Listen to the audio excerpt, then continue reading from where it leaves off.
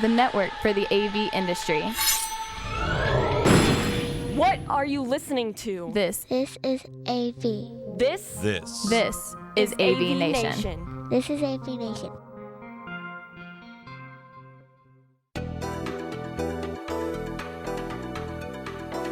Greetings and welcome to this latest episode of AVNation TV's Connected. I'm your host, David Danto. And we have an interesting show for you this time. We have all been working from home for so long now. And for me, it's a couple of decades, but for most people with the pandemic, it's been about 19 months. And it's looking like this kind of remote work, hybrid work is going to be around for a really long time. So if that's the case, isn't it about time that people start to put together their home and remote workstations to be a little higher quality and a little higher functionality? That's really the premise going into this show. I speak with a number of industry analysts and industry professionals to tell us their opinions of what this home office setup should be like and what we should be calling the class of gear that's better than the cheap $100 garbage that we would be getting on Amazon or Best Buy, but not quite the kinds of things that we would expect enterprises to install on a company campus. What are we going to call this stuff in the middle? I'll let them introduce themselves to you, and I'll start asking them the questions. Hi, I'm Erwin Lazar, President and Principal Analyst with Metrigy, and we spend our time gathering data from end-user organizations, trying to understand what they're doing with respect to different technologies, what drives their purchasing and deployment decisions, how they manage the technologies that they have specifically around collaboration and customer engagement, and then what are the characteristics of successful companies? What are the companies that see positive ROI in terms of revenue, cost savings, and productivity gains? What are they doing differently from their peers? Hi, I'm Dave Smith, founder and principal analyst at Inflow Analysis. Now, I cover the digital workplace, technology, strategies, which I guess nowadays encompasses everything, from collaboration and communications and office productivity to biz app integration and workflows, which I guess includes the full gamut of employee and customer experience, which I guess then has me speaking with and bridging the gap between technology providers, enterprise IT, as well as lines of business leaders from HR, sales, marketing, support, etc.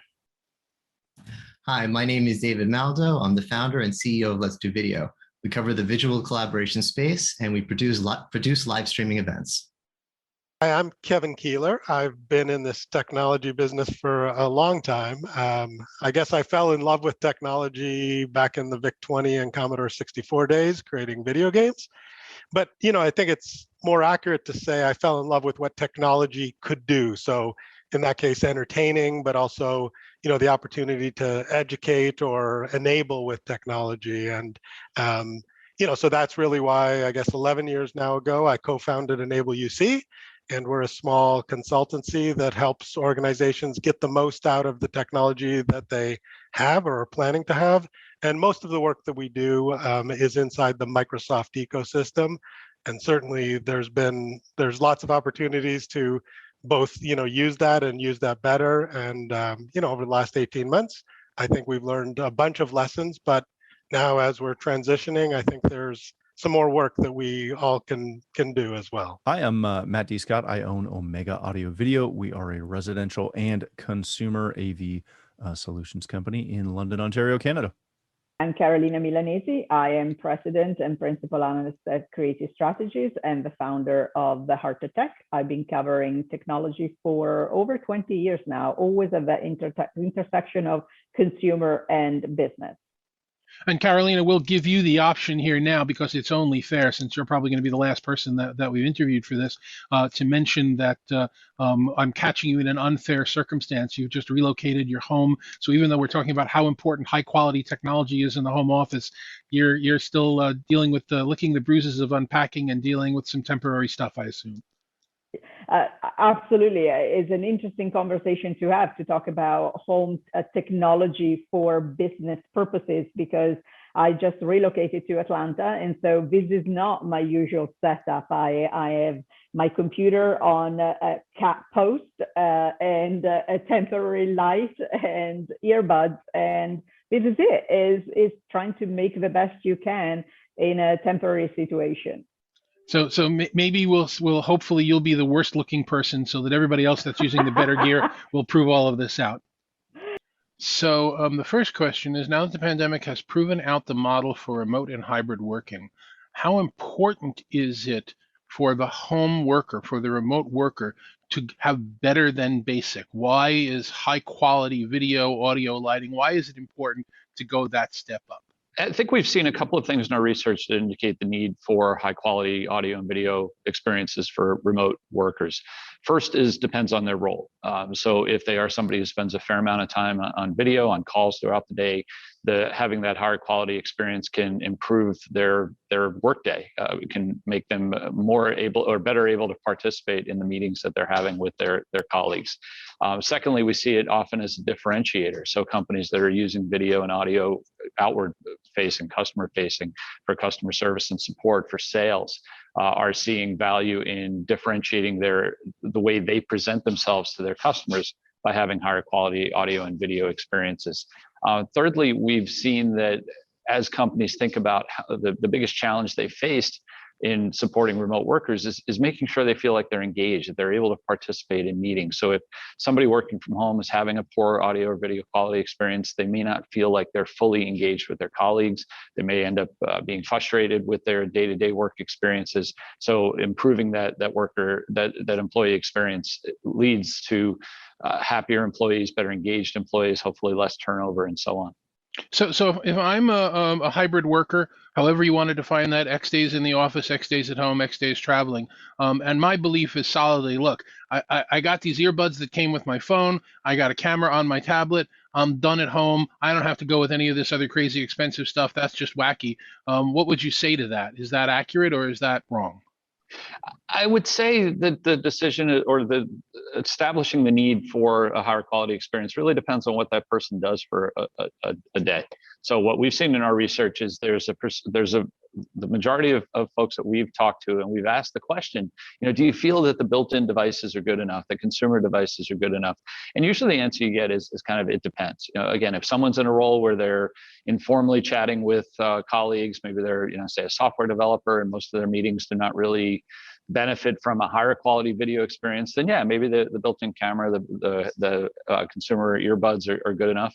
But if they're an executive, if they're recording video or streaming live video, if they're dealing with customers, if they're dealing with sales opportunities, if they're spending a lot of time on video, then usually those are the organizational roles that see benefits. So I think a lot of it starts with defining the personas and understanding what do people do, how much do they need that higher quality video experience, and then provision accordingly. It's interesting because as the pandemic began, right, knowledge workers, we were forced to be remote and utilize video conferencing services such as Zoom and what Microsoft Teams, Google Meets, Hangouts. I forget the exact name now. But we're also thrust into this new normal, right? And I, for one, because people were stressing out, especially my family members who know that I work from home all the time, was like, hey, Dave, how do I do this? And I was advising people, hey, just relax. We're all in this together. Don't worry if your dog barks, right? Or on that Zoom call, or your kid walks in. It's okay, right? Don't worry about your environment, not being super, I guess, quote unquote, professional. Just throw in that Zoom background, right? Virtual background, and you're good. But I think, as we began to sort of settle into, I guess, this new normal, work still has to happen. You still have to do employee, town halls and customer video meetings, team leaders and other lines of business leaders, whether the executives have to do important meetings, that require stable internet connections, high quality experience. And so I'm not talking, full broadcast TV. I know you have some background, there, but those same knowledge workers, right?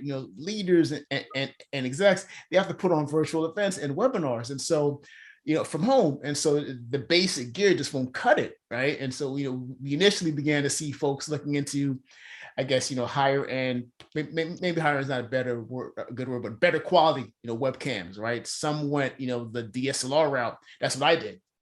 Equipped with the ring lights and all of that. I remember the first month or so of the pandemic, when we all were forced to work from home, ring lights sold out on Amazon, right? Right? But as I look at it, I think there was some actual influence, from people like YouTuber influencers and content creators, who were, and from the gamer segment too, who began to offer guidance on how to look better from home and what kind of equipment can provide that kind of experience. And so better quality video, audio, and good lighting became super important, for the work from home model. And so this confluence of influencers, began to make us realize that, we need to have better equipment, to sort of do our jobs from home. They're so important. I think this is a lesson that the world has kind of sort of learned by itself without us even telling them. When the pandemic started, there were a few of us on our Zoom calls or whatever calls we were making that looked like you and I look now, the way we're centered. We have that old school newscaster framing, the way we're positioned, where we're in the middle of the screen. You could see us. We're kind of looking at the camera, the lighting, that kind of basic stuff. And about half the people in the meetings looked like that. And half the people looked like they were new to being on video. They were lying on their couch, looking at their iPad. They got the up the nose, they got the shadows. You can't see their face. And I think they thought, I'm not making a video here. I'm just calling in to hear what the boss has to say. I just need to connect. I don't need to look good. But they soon realized they looked ridiculous. Yeah, they soon realized that the people who look like us, it's a subconscious thing, but we're getting a little more respect. We're getting a little more attention. People are listening to us a little bit more. And now when I'm in a meeting, everyone looks like this. Everyone got it. Just about everyone seems to have figured it out. So it's something so important that we've figured it out ourselves. We need to look good. And then the question is, how do we look good? And that goes into the things that you're saying. And we start researching, what camera should I be using? The laptop camera is not quite looking good. Can I fix it, or do I need another camera? What's with the lighting? Why do I look dark when everyone else looks lit? What's going on? And it's because those things, to answer your question with a yes or no, yes, it's important. The important thing is just really about brand, whether it's your personal brand or your company's brand. The better equipment is going to allow you to have a better communication experience. And I think, from my perspective, letting each individual go out and get a grab bag of different devices, some being, very low cost and some middle, and just allowing individuals to choose is not the way to provide the best experience, both for the individual, but also with whoever the individual is communicating with. So I think that we've certainly shown that there is an opportunity to both, standardize and elevate from what would be a basic consumer device. I think when it comes to knowledge workers and workers at home, the adjustment of the two is having high quality equipment is incredibly helpful because it helps you look better, be more professional, look more professional. The contrast to that, though, is there are a lot of employees that get overwhelmed and it becomes a simplicity thing. They don't want a bunch of lights. And honestly, a lot of people don't have space for a whole lot of things in their home office. And that's where this conversation kind of can take a rabbit trail. Is if you've got a contained office and you have a space where you can put equipment in, then the ability to have better quality audio, better quality video is incredibly important. But it has to be simple, because otherwise the average, employee is going to be overwhelmed and they're not going to be comfortable using it. And by extension, if they've got, like me, a huge PTZ camera across the room from me, they'll be off their game because they're not comfortable with that. And it takes a lot of time to get to the point where they're comfortable using that level. Whereas they use the camera in their laptop or on their phone every day to FaceTime their kids or their grandma. There's a comfort level there. And I think we as an industry very often get way too in the weeds on the tech side. And we forget about the fact that a lot of people are doing this from like a pop-up desk they bought at IKEA in their bedroom. And having high quality video or a really good mic for audio is great, but they'd rather have a pull-up that can go behind them so that you're not seeing their bedside table. So those are awesome points, and I would actually challenge you to think about them in two different ways, which I think is actually really important. And it's great to have your perspective amongst the analysts here, because you're somebody that's actually doing this on the residential side. The first point is we're never going to snap our fingers or twitch our nose if you're a Bewitched fan, and have the office room that we need in the house. It's not going to be Yeah. immediate, but it's going to be sort of a momentum to where the next apartment I move into or the next house I get into. You know what? It would really be nice if I had a workstation built in. And look, these two apartments actually have them, and that one doesn't. So I'm going to maybe pick one of these two. So I would certainly agree with you that the room is needed. The other thing is you've actually kind of helped define the problem here. From your perspective, because you're taking the dichotomy that exists now, which is the camera built into the device, which is simple because it's there, it's ubiquitous, versus the PTZ camera on the other side of the room that you had your remote control for, that you could adjust your shot for. And I think you've defined the problem. How do we create a class of products in the middle of those two that are as easy to use as the camera that's built in, but are as higher quality and rich in features as the older style PTZ cameras? And I guess that's really where the conversation is coming from. Well, and I think that some of those products do exist. I don't think the divide is that large. I do think that quality of video and audio is extremely important for a couple of things. One is a professional side. So the more you look professional, I know it seems silly to say that, but the way that you present yourself, the same way as you would dress a certain way or talk in a certain manner, the way you come across, because this is the medium that we are using, is important. The second one is actually more of part of the well-being story that we have, which is that if sound or video is not optimal, I'm working much harder. My brain is working much harder to make sense of that information. And so I'm getting tired or less focused during my working hours. And I think that, the two factors of being professional and coming across as professional and then trying not to work as hard as we have to already are important. I've worked remotely for nearly 2 decades. You've worked remotely for a really long time. A lot of people are working remotely now for the first time.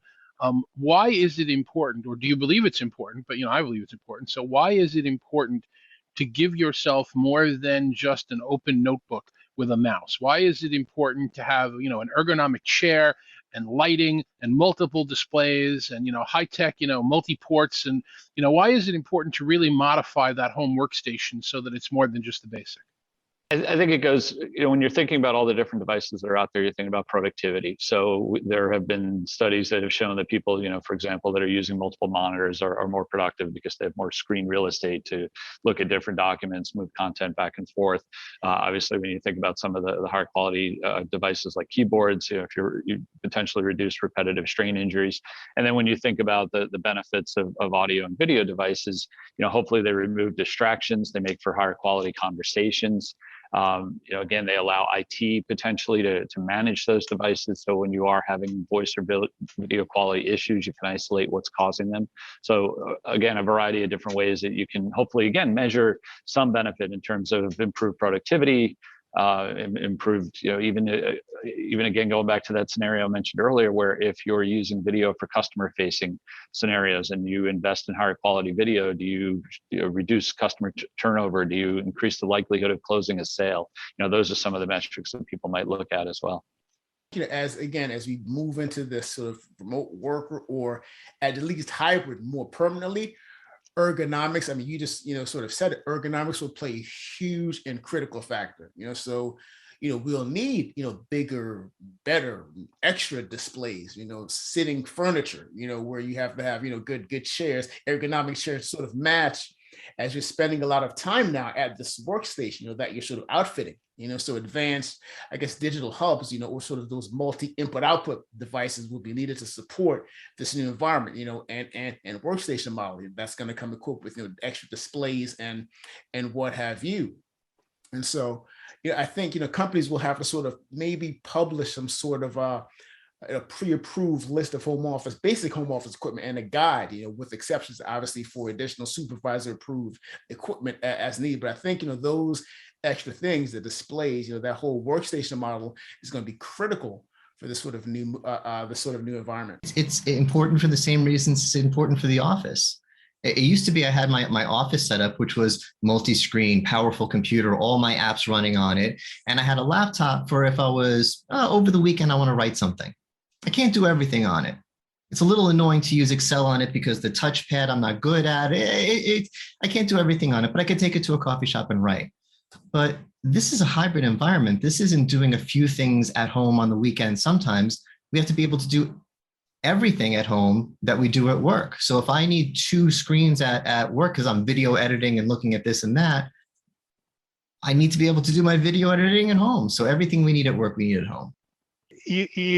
I think the thing is that the ease of using some of this equipment, and things like the lighting, the ability to better control, the focus and the zoom levels, and to do the things that some of the more advanced equipment allows, makes it easier for me to operate in a home environment when perhaps, I'm in a location where I want to be able to control the field of view.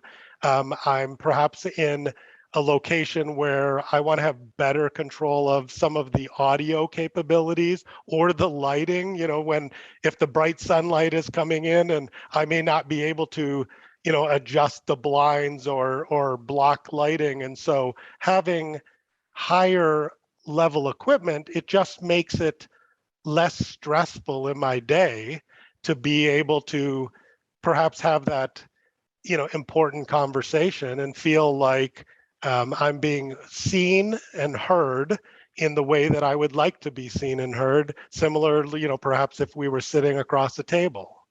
And what about things like more displays or bigger displays or more comfortable mice or things like that? Is from a workstation you're going to be at most of your work days. That I assume it's more important for a comfort factor. But how do you feel?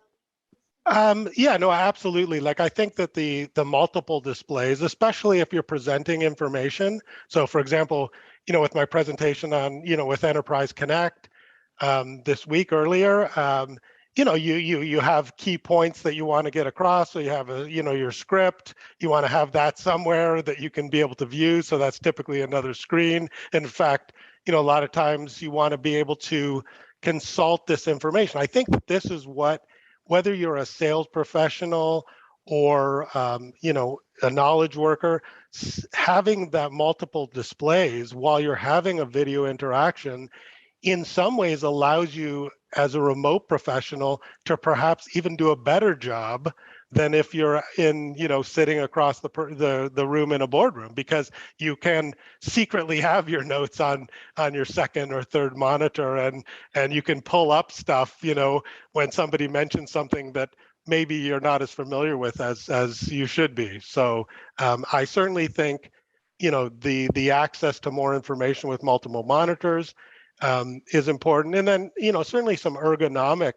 type things. I just bought my wife a vertical mouse because she's finding like one of her fingers with a traditional mouse. I don't know, she's doing too much clicking or too little clicking. I don't know. But, so certainly ergonomics, if you're spending a large portion of time in a remote office, I think we all want to look after kind of our employees' health and, general well-being.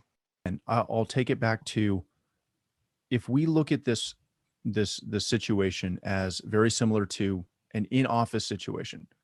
If you are an employee who gets all of your work done on a daily basis in the office from a notebook, right? You hot desk or you bounce around depending on where you are in that space, and you literally just sit there and type away on your Mac or your Lenovo or whatever. That's one thing. If you are an employee who at the office, you have a monitor stand, you got double 24s, you got a whole kit, then asking you to then go work from home, or you wanting to go work from home and maintain that and get the same productivity out of a 15-inch laptop, you're just not going to do it. I on my desk at my home office, which I'm in right now, I've got a 24, I've got a 60 across the table from me. When I go to my office, which doesn't have the 60 across the table from me, I'm missing a screen. It throws me off. I have to reorganize everything every time I do a meeting. there's no reason why, if you're going to be working from home and that is a corporate official policy, you're allowed to do it, right?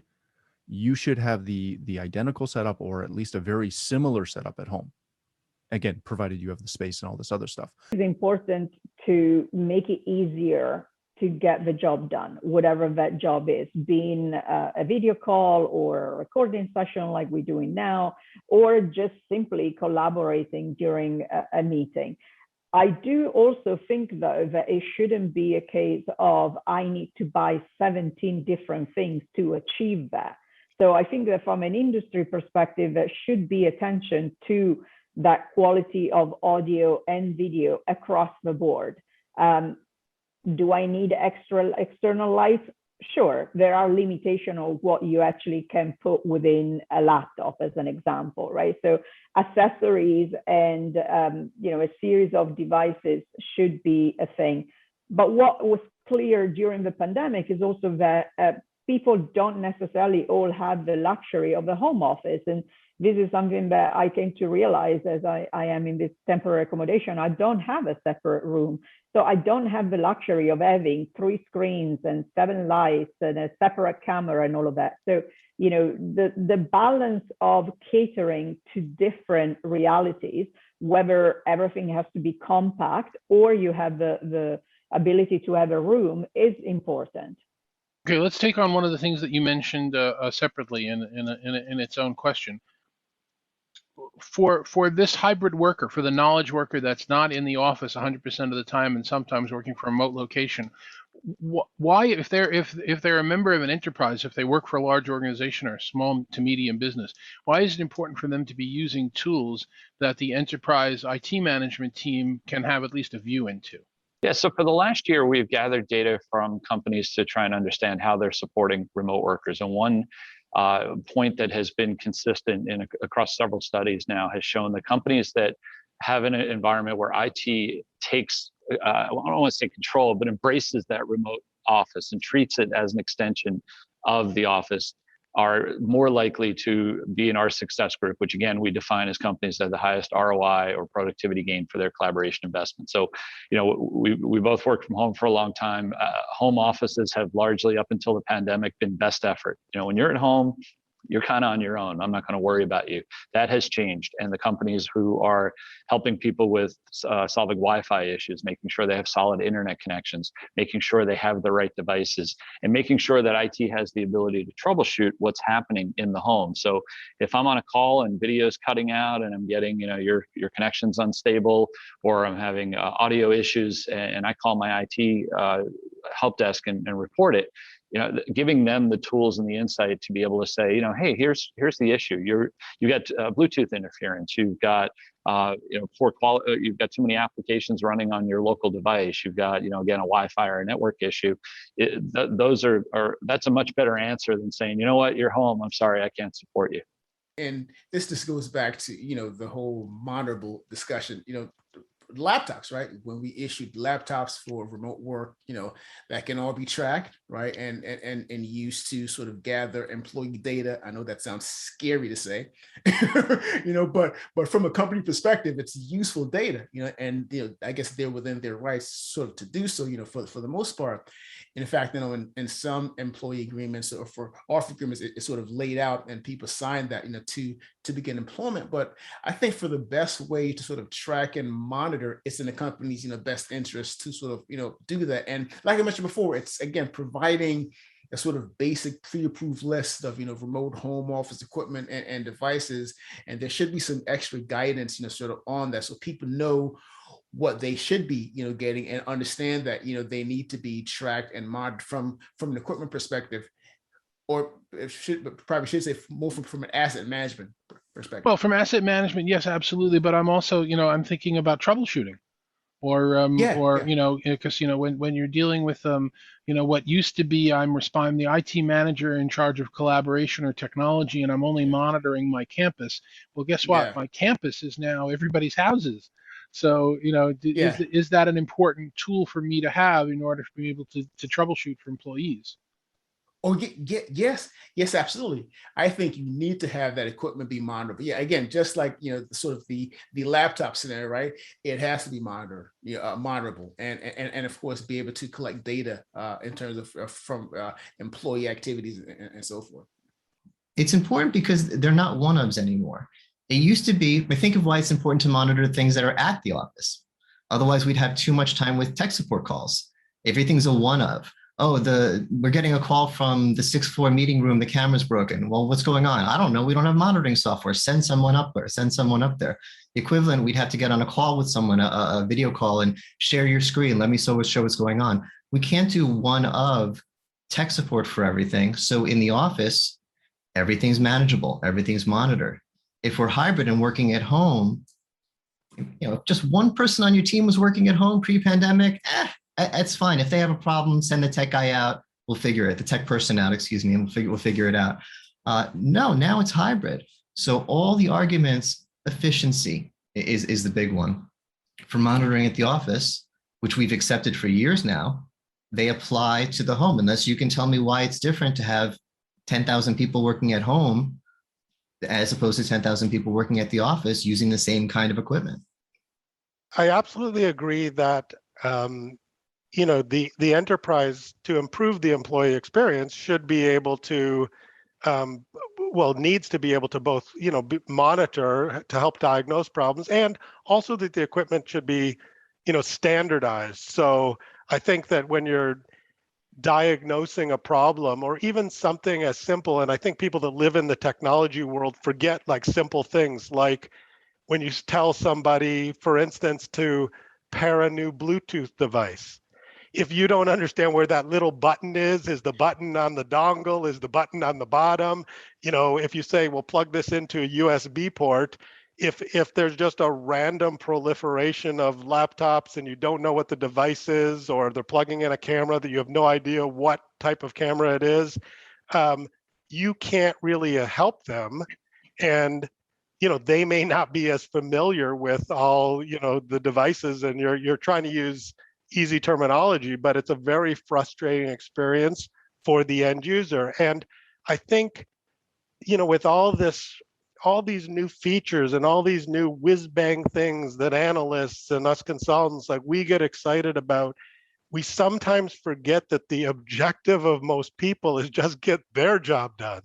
They don't want to learn Windows internals and go down to the command line and to be able to get on with their day. And so I definitely think that if you're an IT pro and you're trying to help somebody remotely, being familiar with exactly what they have, being able to diagnose and monitor, and is it their bandwidth? Is it that they've plugged the thing into the wrong USB port? Is it that they've got the firmware is out of date? If you're just randomly going through things, it becomes like a 2-hour process to fix something, and that's incredibly frustrating to the non-technical end user. I think it kind of comes back to what's your best practice on campus.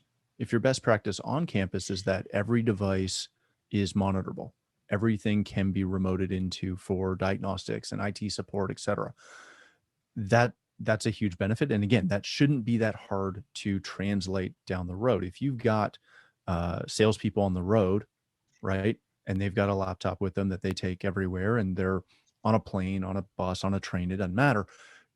Typically, they still have IT support on that device. There's no reason why that can't extend, from the road warrior to the at-home, office employee. I think that as you think about workers away from the campus, and you're thinking about homes, or even workers that are going to be more on the road or in a satellite office as extension of that office, you're starting to think about the importance of security, the importance of manageability, and then, as we were talking, quality.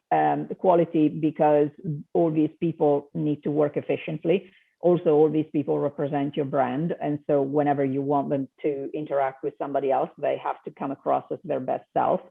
And I think there are certain things that change in the way you need to think about technology, because this is not a quick call that you do with somebody.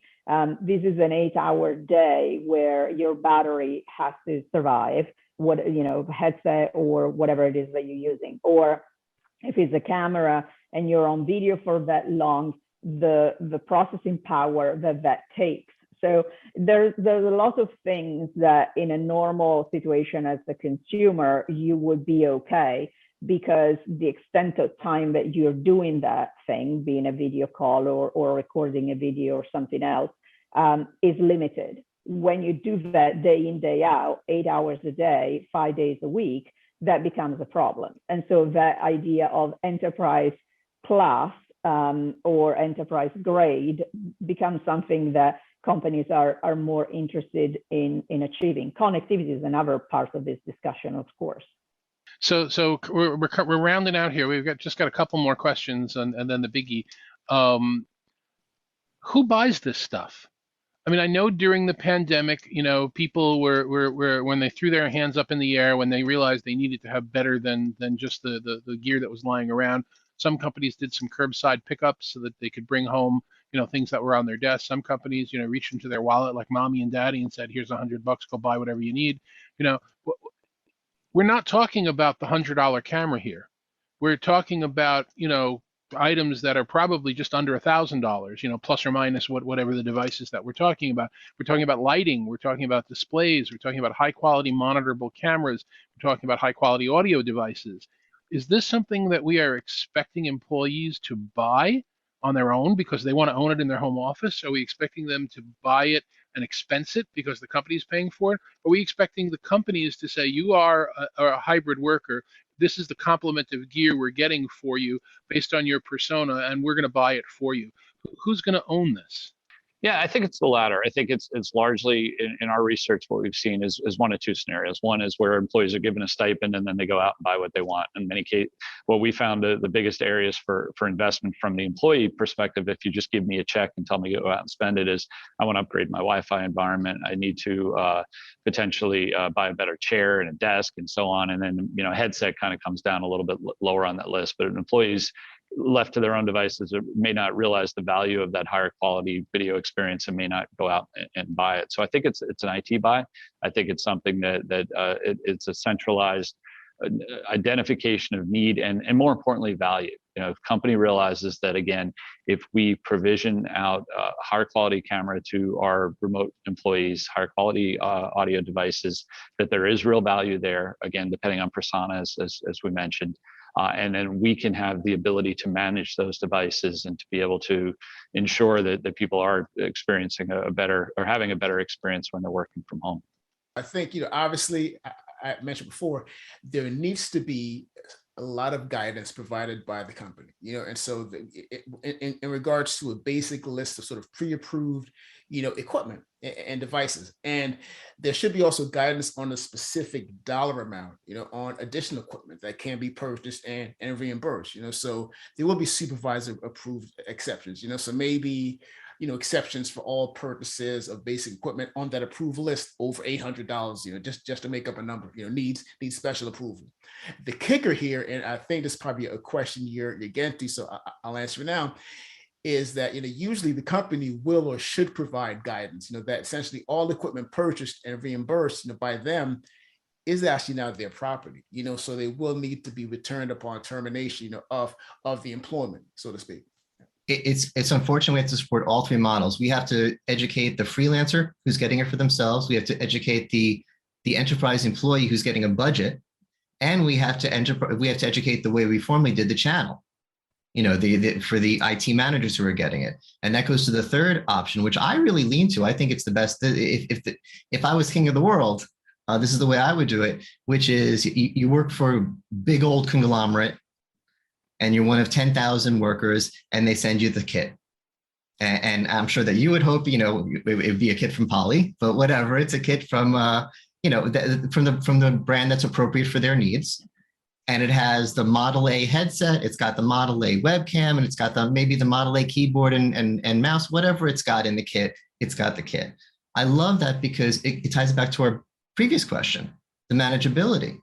If there's something wrong with the headset, the new firmware update doesn't work, instead of doing 10,000 troubleshooting calls, you send out a mass thing that forces back the last firmware or whatever. You get the idea. It's much more manageable if everyone's on the kit. All right, so let's just get a great kit and put it out to everyone. But like I said before, that does take away some of the customization. It's like, I don't like the A1 headset. It doesn't feel good for me. I like the A2 headset. Too bad. I don't like to say too bad. So there's arguments on both sides, but the real answer to your question is, I can't predict which one's going to happen. I think we need to be ready for all three, and we need to educate for all three. I think the right thing, is for it to kind of be an asset that's managed and procured by the enterprise. And I think and packaged and distributed like through that channel. And I think that there's a lot of work that IT pros, still can do in terms of making the setup easy, because I think that the hardware is part of it, but then, the software piece.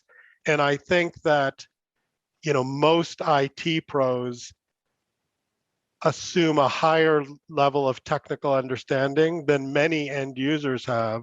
And they also believe that the installation process or the deployment process, whether it's a new laptop or a new, a secondary monitor, I think that they think it's smoother than it really is. And sometimes just because they don't hear back from end users, the end users are just frustrated with the whole process, and being frustrated, the last thing they're going to do is waste more time to open a ticket and tell you you're frustrated. But, Blair Pleasant and I with BC Strategies recently completed a study on training and user adoption.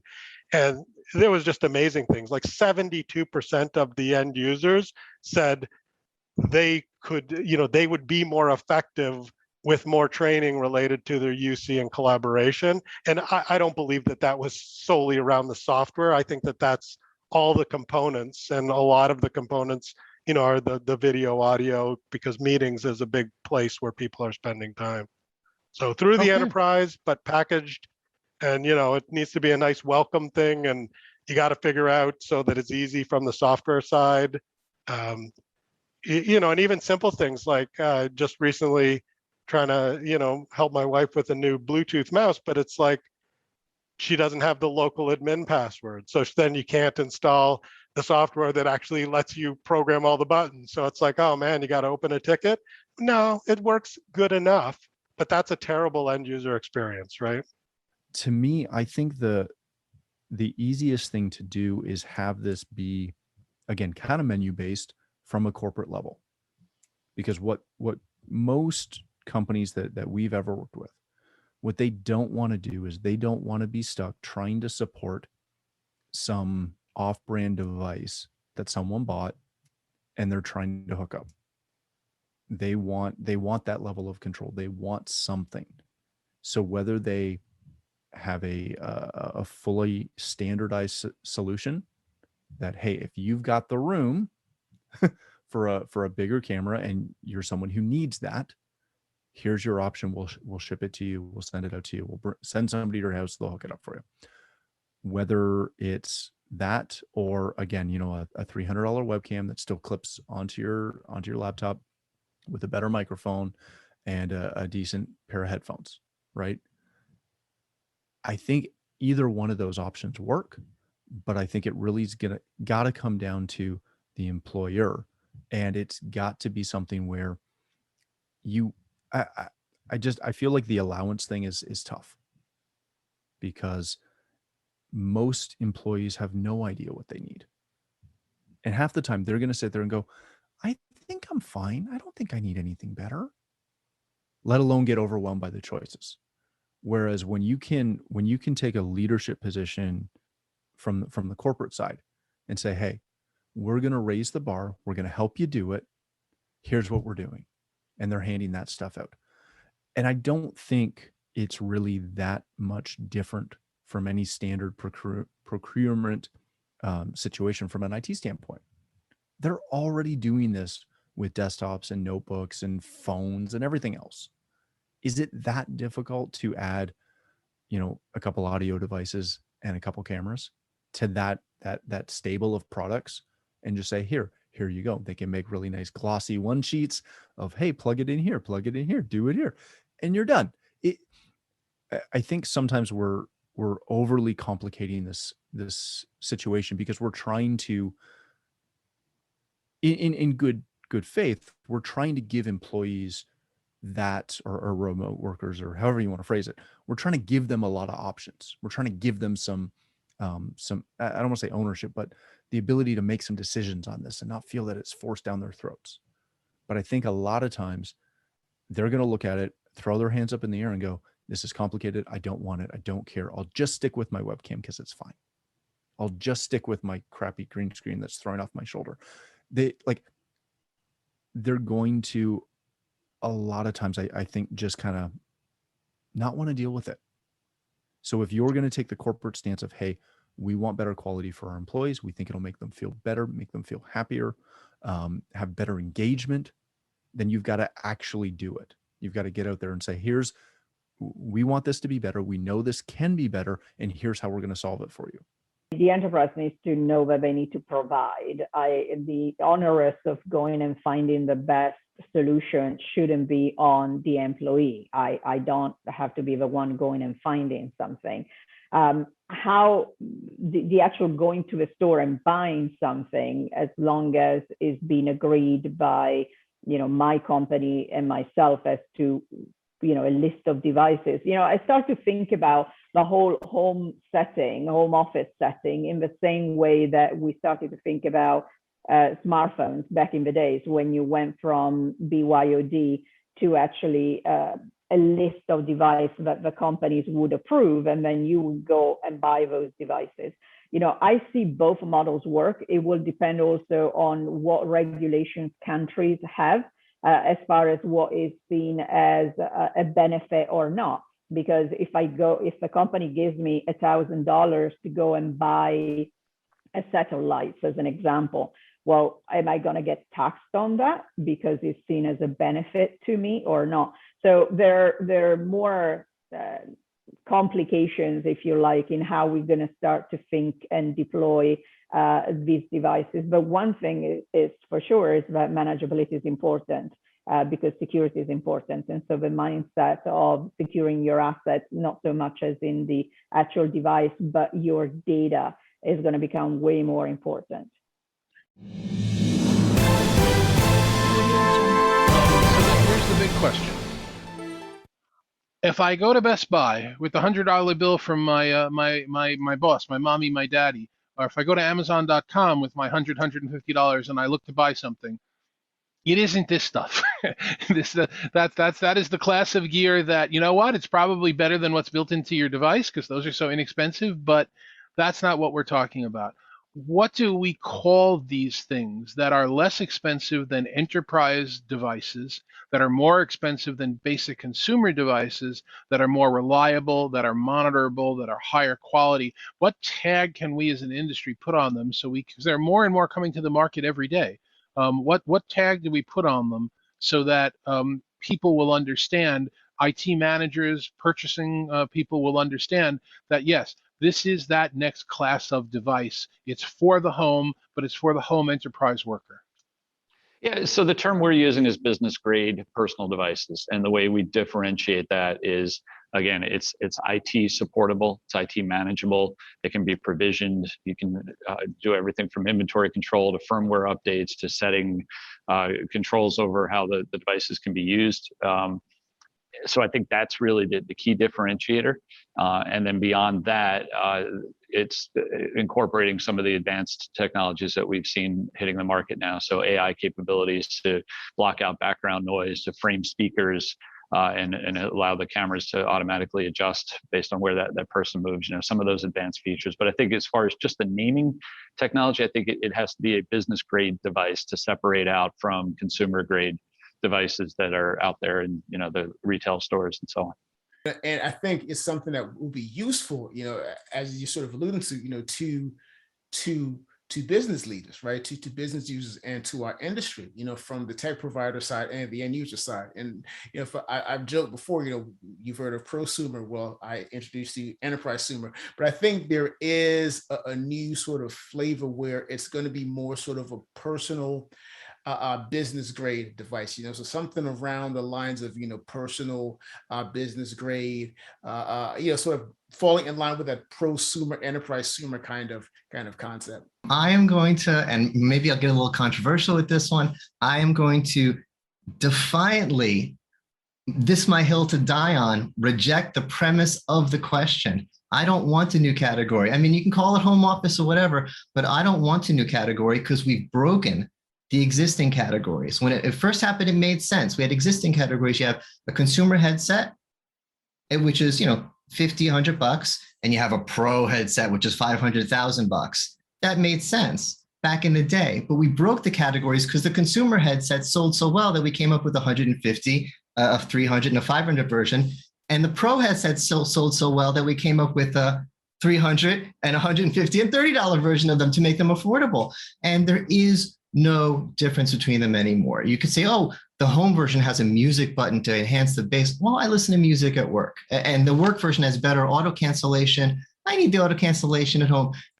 The problem is, from a consumer point of view, if I have $130 for a headset, I can't go to headsetmanufacturer.com website, any of them, and click on headsets and pick the right one. I got to open a tab for office headsets, and I got to open a tab for consumer headsets, and I got to look at the $130 model of which one and decide which is right, because the categories have become fake.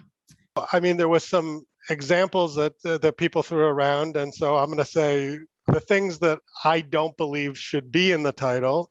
I don't believe the word home should appear, simply because, it's not always going to be at home.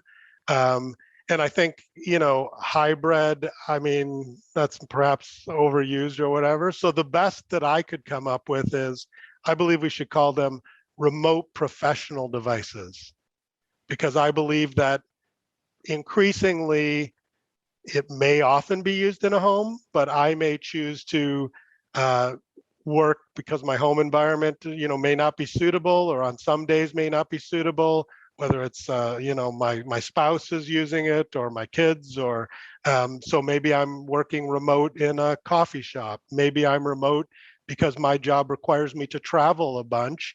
And so I'm in either a meeting room or my hotel room. So for me, remote professional devices captures what I think this, enhanced level of device could be. The one that I gravitated to, which was not on the list you sent out, but the one that I gravitated to was the prosumer office. Now, by extension, the professional home office is a good one as well. I feel like, again, it's got to be something that, if you're going to sell it to the everyday remote worker, if you make it even sound too technical, they're not going to want to deal with it, right? If anybody who's ever worked in a segment of IT support or remote AV support, how quickly your rank and file just don't want to deal with the tech. When it's working, it's great. When it's not, it's not. But if you make it sound like it's a really big thing, really complicated, they're not going to buy in, which is why I like the prosumer side. I think I'm going to disappoint you because I didn't come up with the name, and the reason is that I'm really conflicted. I agree with the analyst that you just mentioned saying we don't need a new name, and the reason why I think that is that the distinction between enterprise and consumer is getting smaller and smaller. Right? It used to be that the quality was in the enterprise side. Well, actually, there's a lot more quality on the consumer side now. If you're looking at just options of design, if you're looking at quality of material that are used, if you're looking at price point differentiation and innovation, just because the cycles are shorter. So that idea of consumer and professional kind of goes away. But there is a pro, tag that is now added to a lot of phones and PCs to show that it doesn't matter if you're a consumer or a professional user, you're pro at what you're doing. So maybe that's what I would play with. Back in the day when I was at Gartner, they were using the prosumer name, which outside of Gartner, nobody ever adopted. But the idea was right, is the idea of a consumer experience at an enterprise grade, at a professional grade, if you like. So hopefully you've got a lot out of their comments and understand a little bit more about this hybrid working space and what we're going to call this higher quality home workstation equipment going forward. At least that's the hope. And I hope you've set up your own home workstations and are starting to really enjoy a lot more productivity at home than you would have if you had to commute to an office every day. As always, my name is David Danto. I'm your host. If you'd like to reach out to me, it'd always be a pleasure to speak with you. Just Google my name and find any one of my dozens of email addresses and reach out anytime or anywhere you'd like there or on social media. For AVNation TV, for the IMCCA, I'm David Danto. Have a great day, and we will speak with you the next time.